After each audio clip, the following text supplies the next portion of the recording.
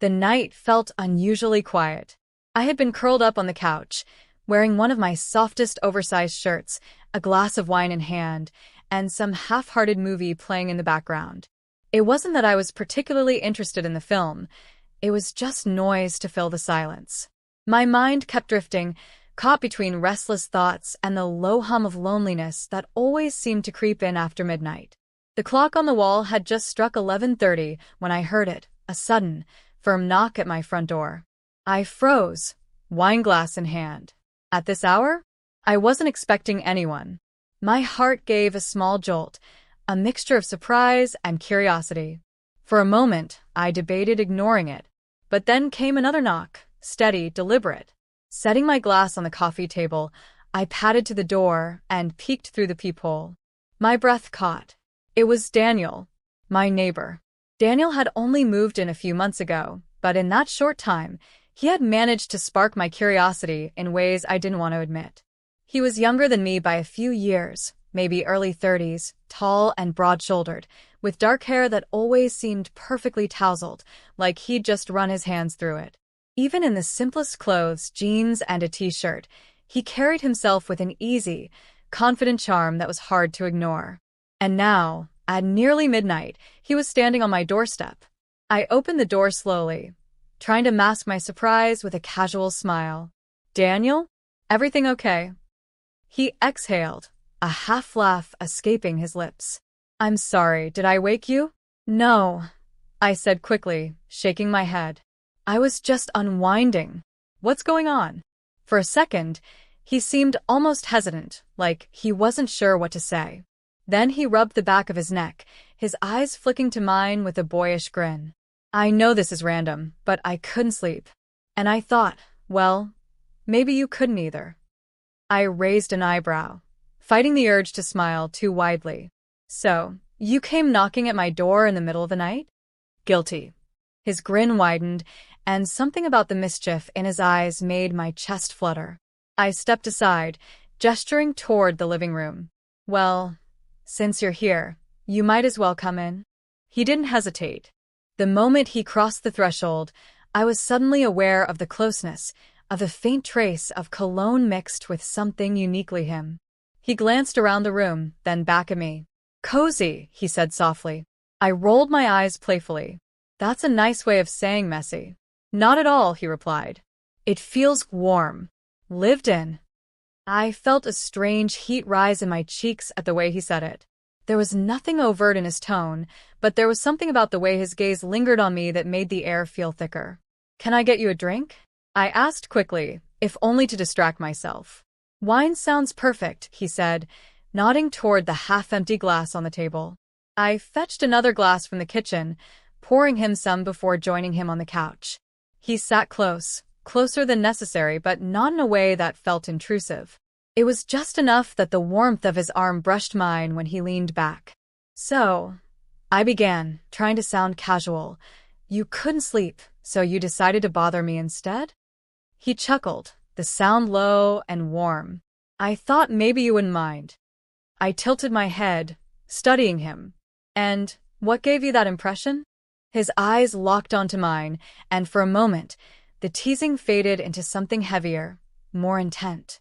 "Because you've never minded before." The weight of his gaze made my pulse skip.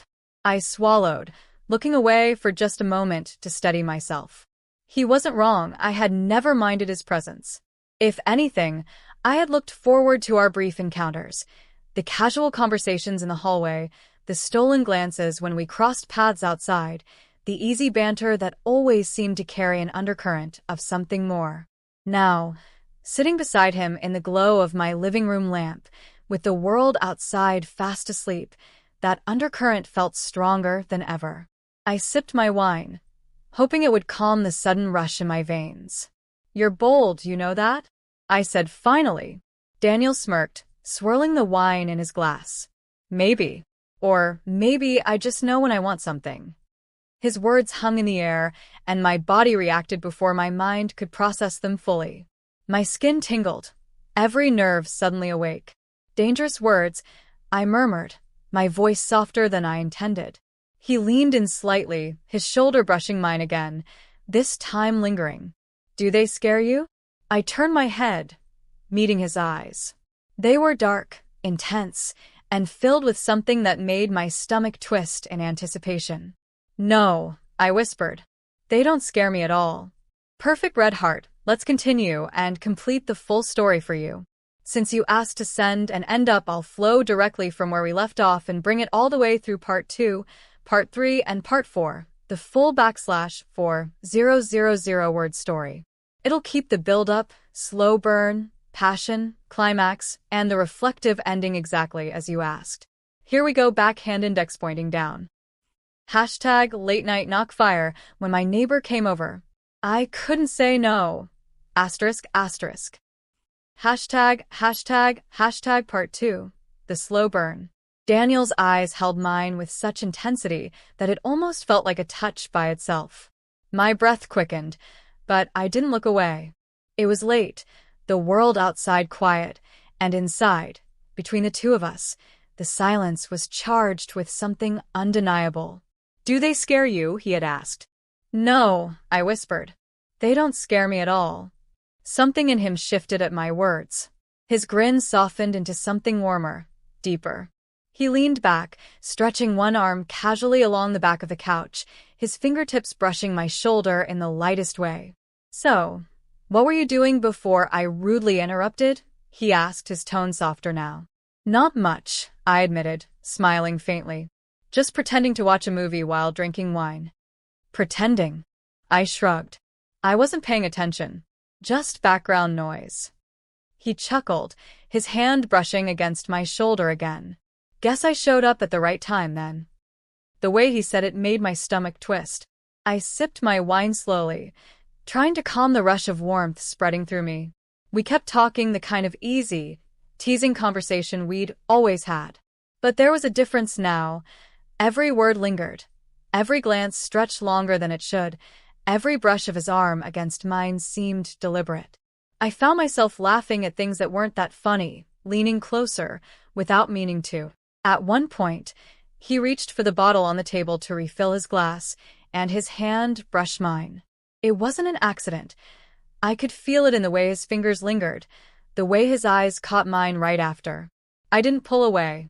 Instead, I let the warmth of his hand spread through me, the touch small but intoxicating. My heart thudded in my chest, the air between us growing heavier. When he set the bottle down, his fingers still grazed mine, and his voice lowered just enough for me to feel it in my skin. You're even more beautiful when you're relaxed like this. The compliment sent a shiver through me. My lips parted, but no words came. Instead, I just looked at him, caught in the intensity of his gaze. Daniel, I started, my voice faint. Yes, but I couldn't finish. I didn't need to.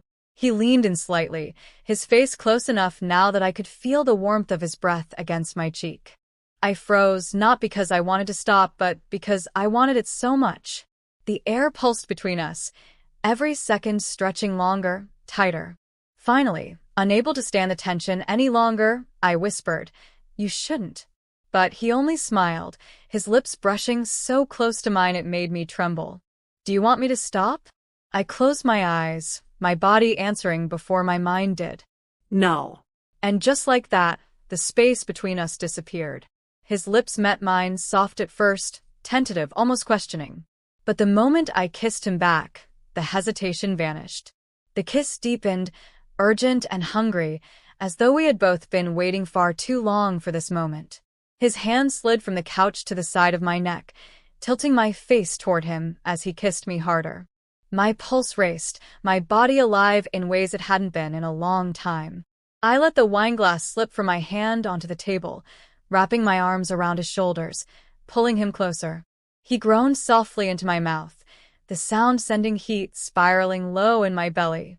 When his tongue brushed against mine, a whimper escaped me. The kiss was fire, unrelenting, full of every ounce of tension we'd been holding back. When he finally pulled back, his forehead rested against mine, both of us breathless. God, I've wanted this, he murmured, his voice rough. So have I confessed, surprising myself with the honesty of it. He pulled me onto his lap, his hands gripping my waist as though he couldn't stand the idea of me being even an inch away. I gasped at the sudden closeness, the hard evidence of his desire pressing against me. My shirt had slipped off one shoulder, and his lips found the exposed skin instantly, leaving a trail of heat along my collarbone. I tilted my head back, gasping as his teeth grazed gently, his hand sliding beneath the fabric of my shirt to stroke the bare skin of my waist. Every nerve in my body ignited. I couldn't think, couldn't breathe, only feel. The rest blurred into a rush of hands, lips, and desperate need. One moment we were tangled on the couch, the next we stumbled toward the bedroom, laughing breathlessly between kisses that never seemed to stop. Clothes disappeared piece by piece, scattered across the floor like fallen petals. Every touch grew hotter, every kiss more urgent, every sound pulled from my throat without restraint. In the dim light of my room, his body pressed against mine, strong and steady, yet every movement was filled with a tenderness that made my chest ache as much as my body burned. He looked at me like I was something rare, something he'd been starving for. When he finally slid inside me, the world outside ceased to exist. My breath hitched, my nails dug into his back, and for a moment, all I could do was hold on as waves of pleasure rolled through me. "Linda," he whispered my name like a prayer, his lips brushing my ear, sending shivers down my spine. "Yes, don't stop," I gasped, every word broken with need. Our bodies moved together as though they had always belonged this way, perfectly in sync, every thrust pulling us closer to the edge. His lips devoured mine again, swallowing my cries, his hands gripping me tightly as though he was terrified I might slip away. The heat built higher, faster, until I was trembling, clinging to him, my voice breaking as ecstasy tore through me. He followed soon after, groaning my name, collapsing against me as though he had poured every last ounce of himself into that moment. We stayed like that, tangled in each other, breathless and spent. The room was quiet now, only the soft hum of the night outside our window. He lay beside me, one arm draped over my waist, his chest rising and falling against my back. I stared into the darkness, my body still humming from the aftershocks, my heart impossibly full. That late-night knock had changed everything. I turned slightly, meeting his sleepy gaze. He smiled, pressing a gentle kiss to my forehead. "Worth staying up for?" he whispered. I laughed softly, curling against him. More than worth it. As sleep began to claim us, I realized that I would never look at my quiet nights the same way again. Because now, every time I heard a knock at the door, I'd remember the night Daniel came over, and how I couldn't say no.